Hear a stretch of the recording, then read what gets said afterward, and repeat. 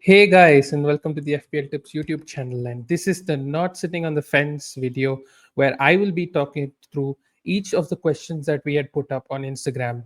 And the answers I'm going to be giving are going to be not sitting on the fence. I'm going to take a clear side and I will be giving you a clear answer over here, which is a series that we are trying to put up and trying to give you much clear answers from our point of view rather than giving a sort of both sides of the coin. So first question that I'm going to take up today is going to be the best three forwards to own at the moment. Before I take you through, because there is a big list of forwards, and this season has been a season where there's a plethora of forward options, and this is gonna keep changing every week. The best three forwards is gonna keep changing, and sort of have to pivot in that way. And for that, trying to own forwards for a good run of fixture is important, and having the attacking those good fixtures with your forwards is also important. The best three forwards for me will be out of the six forwards that are there in the screen over here, which is Evan Nilsson, Jackson, Isak, Haaland, Cunha, and Welbeck. Haaland is clearly reading the non-pen XG even in the last six game weeks, although he's not performed well. So that's why he's gonna sort of continue to remain in this. But the reason I'm going to say he's not in the best three is because of his price. And I think the forwards, if we see Isak, Cunha, sort of put together will go almost Haaland's price. And that sort of will balance out the team for you to keep your Salah, Palmer, Bruno, Saka, everyone. So that's the reason I'm going to immediately remove Haaland from the top three, although he has decent fixtures, mixed fixtures coming up, but he's putting up the best stats. But out of the others, Nicholas Jackson is the next person I'm going to remove from this list because he's sort of the 8 million price. I think for a little cheaper, you'll get a little better assets for the next few weeks. Nicholas Jackson is capable of sort of scoring a few goals and a haul, but he's just not very consistent and very reliable. And on the other hand, he's also on four yellow cards, and because of that, he might be suspended anytime soon, and you'll have to sort of deal with it. I mean, there is a side of you that maybe when you're gonna when you have to deal with it, but it's never nice watching this match with the thing in your back of your mind that he has the four yellow cards, and fifth yellow card could come at any time. So that's the reason. Although he has good fixtures and sort of the form will come, and Chelsea are a good team, I don't think he has a space in the best three forwards at the moment. And the next forward I'm going to come is going to be purely between who I'm going to eliminate in this list is going to be between Evan Nilsson and Welbeck. So that's sort of one of the big questions over here. Joao Pedro can be added to the list, but I have not added Joao Pedro here because I just feel that if you have the money, Welbeck could be the better asset in the next few weeks. Anshuman is also thinking in the same lines because of sort of his form right now, and he's sort of nailed, and his minutes are also pretty high. So I don't think he'll be benched too many times. Brighton don't have Europe as well. His direct competition is Evan Nilsson. So for that, I'll just take you to the fixtures over here. This fixtures is arranged from an attacking point of view, and that attacking point of view, Bournemouth and Brighton are the top two. So I think it's a flip of the coin. But I'm not going to sit on the fence, and I'm going to go Welbeck here because I just feel that Brighton are slightly the better attacking side, and Welbeck is little more experienced and more clinical in front of goal than Evan Nilsson. Evan Nilsson is good. I think he's been pretty good this season, and he's also sort of knacking the goals. But I think Welbeck is the one I'm going to go for because he plays for the slightly better attacking team. And then along with Welbeck, the two other best forwards right now, I think is non-negotiable for me. It's Cunha and Isak. Cunha, although is not so good in the stats, I think the fixtures for Wolves are very good, and he is sort of a very talismanic nature. He's involved in everything. He's a very good player for Wolves, and he's just a bonus points monster as well. His baseline bonus points is like leagues above any other forward in the league so far. So that's why whenever he's gonna score or assist, he's gonna be among the bonus points. So that's why Cunha is going to be there in the top three, as well as Isak, who's currently I think the best forward to own in the game. Because he's just got this form back. And at the start of the season, everyone was looking at Isak, but he didn't have the best starts of the season, and neither did Newcastle. But I think now Isak is losing it better. Newcastle also looking better. Isak got a goal and an assist as well in the international break. He's looking very good. Towards end of last season, also he was in superb form. I think that's continuing over here. And Isak, I think, will be in my team and should be in a lot of teams for the next few weeks because of the fixtures. West Ham at home, Crystal Palace away, very good fixtures. Liverpool at home is sort of the difficult fixture over there, but then Brentford are a leaky defense, Leicester, Ipswich, Aston Villa. I think all of them are good fixtures for Isak, and he should be the number one forward at this point of time. And the other question I think I'm going to add on to this, along with the best three forwards, is also that will I remove Haaland this week to bring in Isak? I personally will do it. Although Haaland has Tottenham, and if you are in a place where you can bring in Salah, I will still do it because Isak and Salah together are very good transfers in, and this is a very good entry point for Isak as well. And Isak is someone who can consistently match Haaland because he's sort of the second best forward in the league. I'm not in terms of point output, nobody can match Haaland, but he's the closest to doing that. And I think for the price difference, Isak is just worth it, and this is the best entry point for him. And you should sort of jump into Isak at the right point, and you can let go of Haaland because even if you though miss the Tottenham fixture, I don't think his fixtures are the best going forward. He will nick along goals. He will continue to score goals. That I have no doubt about. But I just feel that the value you will have around your team, Isak, will be more valuable for the next few games. So I personally would to Haaland to Isak. Coming to the next second question is a little bit of Man United talk now that Ruben Amorim's first game is just going to start. And this, according to me, and a lot of different forums who have been putting up Man United likely lineups, and also the formation that Man United had used in their first two training setups under Amorim, is that 3-4-2-1 which Amorim has used under Sporting. So the lineup is going to be Onana and goal. So three centre backs, I think when they are fit, Euro, Delete, and Martinez should make it. The wing backs is what is under question over here. Whether Dalo plays on the right or on the left, Mazraoui plays on the right or on the left. Whether Garnacho's fit into the wing back, whether Shaw's fit enough to come, if he's and will he be thrown in as the wing back. So there is a question mark over there, and I don't think any of them are nailed right now. So I will avoid any wing back assets, although they seem good value. I will avoid both Dalo and Mazraoui until we get good information. So because you look at the fixtures over here, Ipswich away, Everton at home, next two fixtures, that's where you have to jump in for Man United if you want their assets. Because after that, Arsenal, Nottingham Forest, Man City are not the good fixtures. So for the defensive assets, I'll give them the next 5 weeks to take a look at who's nailed, who's playing well, who does Amorim trust, and then jump into their defensive assets. And that's what I would do, because even if so the centre back, they don't have much high upside, and you'd want their full wing backs because they will be far high up. And if Dalo or Mazraoui are fit, they are very good, valuable options. So that's why it's a wait and watch for me. And the difficult fixtures between the good fixtures are in game week 12, 13, and 17 onwards is sort of putting us into an ideal spot that it gives us 5 weeks where we can look at Man United and understand what their team is. The only player I think who I will be going as a Man United asset this week is Bruno Fernandes, because he's been in good form. He's returned in the last 5 matches for club and country in all competitions, and he's going to be playing at the number 10 role. In the pod which me and Anshuman had discussed on Sunday, I had also mentioned that Bruno Fernandes, when he was playing in the number 10 role, was, without, say, Ronaldo as a striker, was the most involved player, and he could be a goal threat, genuine goal threat, as well as a creative threat. So I think him being in that box is very, very good for him. And eventually, with the shield of maybe Casemiro or Mainu and Ugarte, I think Bruno Fernandes is just going to get a lot less to run and a lot more freedom around the box, where he was lethal in the 2020-21 season. And I think Bruno Fernandes will be a good asset. And you can maybe get him this week and play him for the next 2 weeks, then wait and watch through the difficult fixtures and see how he is, how Amorim is. But I think long term also, Bruno Fernandes at his price could be very, very valuable. And now I think everyone's expectation should be different. It's not the Ten Hag Bruno. I think he looks more clinical. He's looking more confident, and I think the new manager bounce will have a big effect on him. So the only Man United asset I will be looking at right now is Bruno Fernandes, and I would recommend transferring him in if you have the space. Although I wouldn't um, make a lot of changes to bring him in. I wouldn't put out, like, if you have other players to put out, I'd do that. But if you have the luxury, Bruno Fernandes can come in.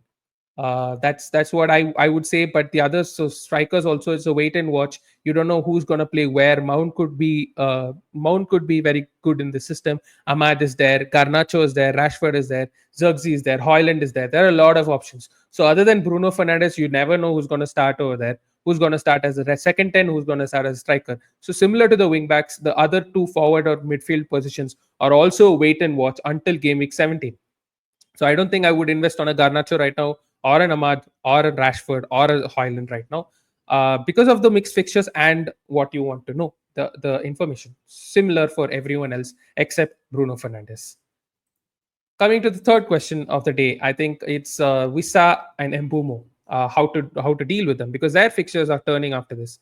After game week 14, I think there are tricky fixtures. But that's when I'm personally planning to sell Mbeumo, because Mbeumo's stats sort of has come down in the last few game weeks. Big chances total has come down to 1 in the last 4 game weeks. Non-pen XC has been 0.25 in the last 4 game weeks. That is an average of 0.06 per game week, and that's pretty poor at this point. But I don't think I would remove right now. Uh, it's not time to move away from Mbeumo yet. I think I'll give him the next 2 game weeks, Leicester at home especially, and then I will look to move him out. And if Bruno Fernandes does look like a better option, I will hold Bruno and move Mbeumo out. Can Wissa be a cover for him? I don't think he will be a cover for me. He can be he's because he's competing with other forward position, we did look at the forward position. I feel Isak, Cunha, Joao Pedro, Welbeck, and Evan Nelson are all better assets for in the forward position than Wissa. Although Wissa is looking really good, no denial on that. But because of the fixtures and sort of the where their form lies as well, they're also in form. I would sort of prefer them over Wissa. That's why I don't think Wissa should be an option at this point. You've missed out on the haul against Bournemouth. Maybe you'll miss out on against Leicester, but you have other good options as well. So I think Wissa, I don't think he can cover Mbeumo. I think actually he might be performing better than Mbeumo in the Brentford team, but I don't think Brentford as a whole are a good target from game week 14 onwards. So at this point, I would avoid bringing both of them in. If I have them, I'll hold them until Leicester at home, and then I'll be looking to sell. And Mbeumo, I think I'm more likely to sell than Wissa. I'd say it's a more likely sell than Wissa. Coming to the next question is which is the best time to wildcard?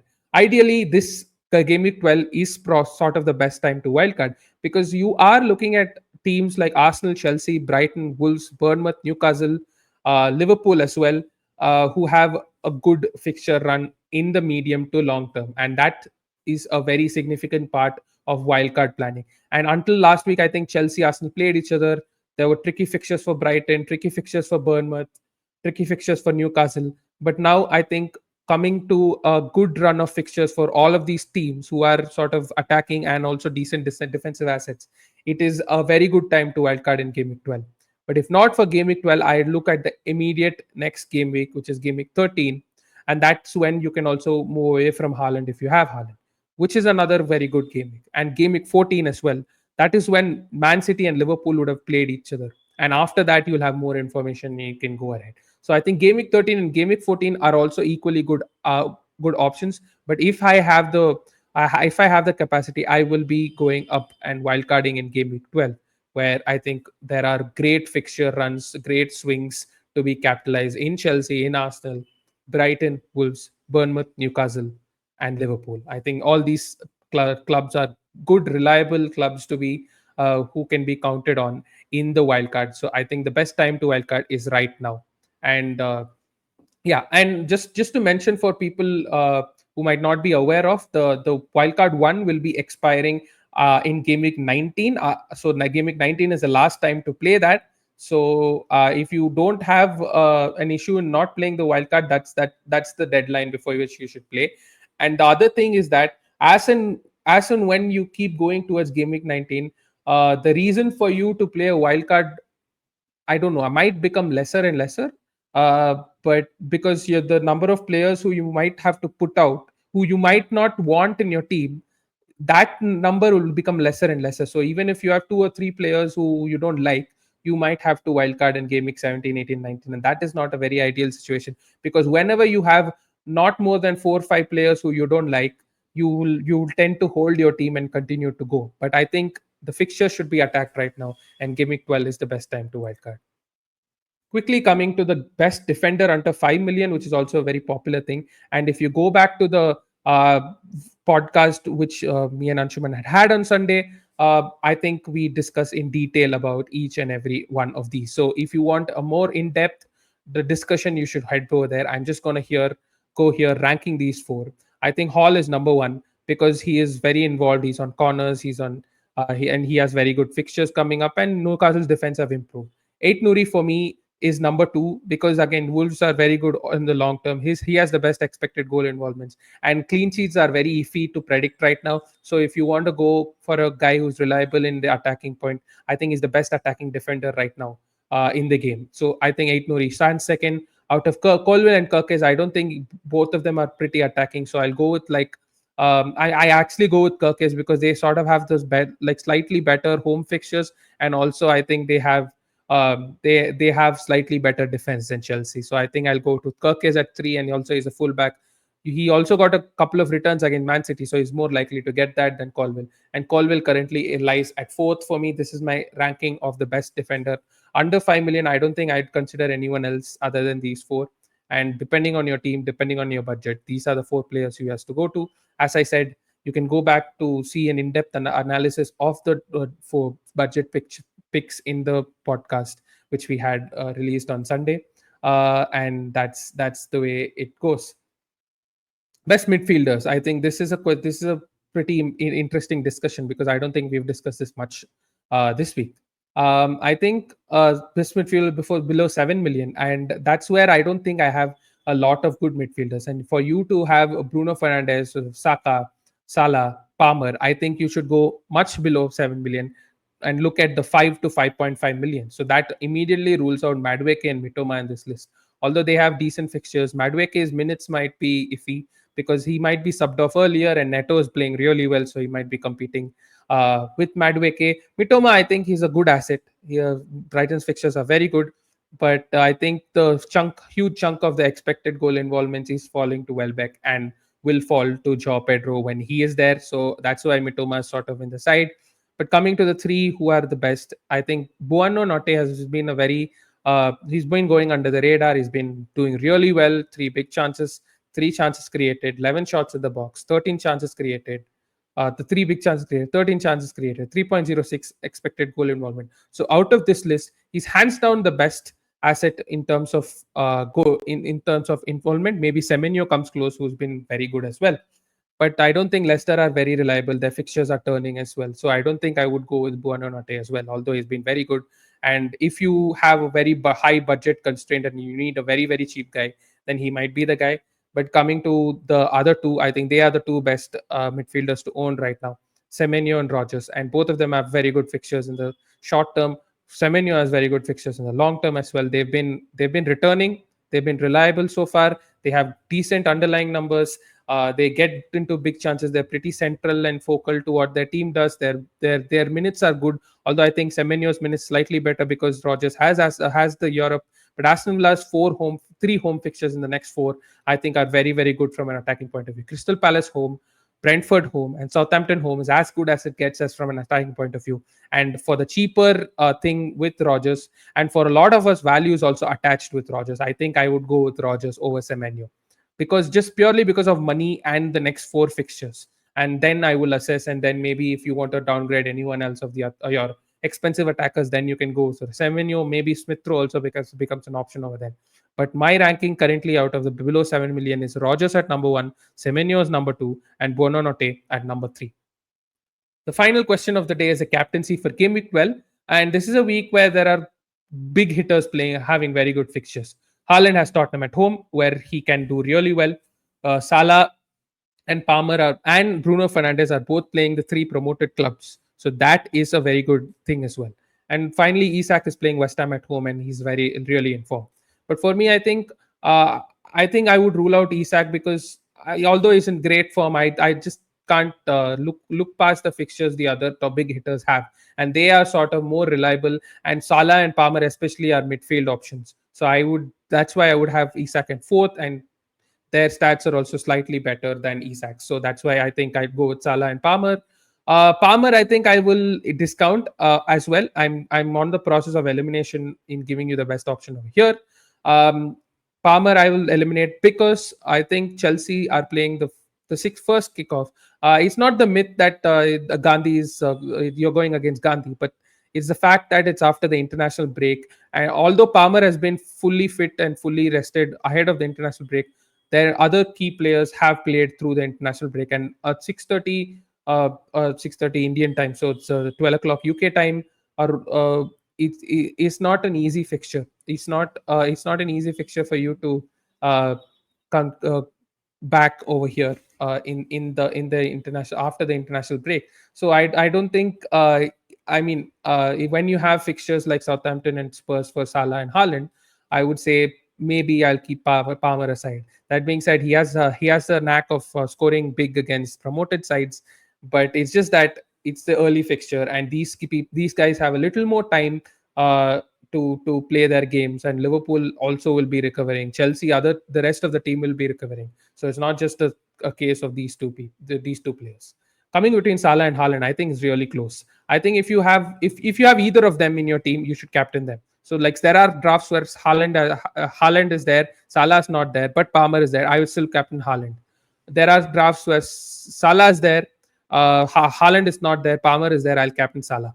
But in it's about the answer I should give in the drafts where both Salah and Haaland are there. I think I'll slightly lean towards Salah for a couple of reasons. I think on the left hand side, Southampton are the weakest in the league at in any side in terms of chances conceded, and Salah will be isolated against Charlie Taylor, and that is very good for both his dribbling, both his assists, his bonus point potential, and also I think he will be looking good. I did mention in the podcast that I'm not really sure about how good Salah will be, but I after looking at some of the data, I think he will have a lot of joy, and I think he's sort of the best captaincy option among the two. And also the fact that Jan Bednarek and Aaron Ramsdale, experienced, important defensive players for Liverpool, for Southampton, are missing, and that's the reason why I think Salah is a bigger captain, and maybe also an outside triple captain shout. But I think he's definitely the best captain. Haaland, I think will do well against Spurs. Won't be surprised if he gets a brace. But I just feel like it's a little more difficult fixtures, and we are not 100% sure how City will play. Haaland will get his chances, but we are not 100% sure how City will play. That's why that slight doubt is there, and you're just confident going with Salah as the captain. So I will continue with Salah as the captain this week against Southampton at home, and that is the best for me this week. And that brings us to the end of another not sitting on the fence video. If you feel like I should have been a little more sort of decisive with, please let me know. But if you like the video, please hit the like, share, and subscribe to our YouTube channel. We have been coming up with a lot of videos. I think I came with a wildcard draft as well. If you want to go and look at the wildcard draft for Gameweek 12, I forgot to mention it earlier in this video. Wildcard 12 I had mentioned, but the drafts I have come up with, I had put out a video last Thursday, a detailed Wildcard 12 video, and that is an important video for you to look at if you want to have the I want to look at the wildcard. There is the pod me and Anshuman had done on Sunday, which is very detailed, and we are looking at a lot of things planning ahead. I did a small video on the importance of the festive period and the players with the less risk of minutes. And we will sort of come back again, maybe with some press conference news on Friday and the deadline stream on Saturday. So before that, please hit the like, share, and subscribe. Do comment as well, guys, and ask us anything. If you want to see something else, please let us know. And I mean, we'll be trying to come up with more and more content over the festive period. And until that, this is Akhilesh from the FPL Tips YouTube channel signing off. Cheers.